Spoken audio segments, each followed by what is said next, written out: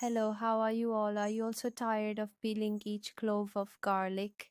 Today I will show you a method that will clean a lot of garlic in minutes. You won't have to work hard and your nails won't get damaged. Time won't be wasted either. So if you like my method, please like the video.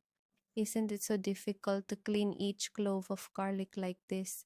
So first we need to place the whole stem down and lightly hit it with a wooden pestle or finger. Just hit it like this. The garlic roots will loosen, the peel will come off. Remember, do not hit too hard, just enough for the peel to come off, and then see this. Isn't it a magical method? I lightly crushed it with my hand and all the cloves separated. So the garlic is completely clean. This way we will clean all the garlic, and look at this.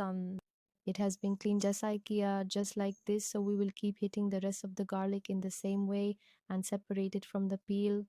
Your time is saved, and if you liked my traditional method, please like the video. Make sure to subscribe to Kitchen with me AGK.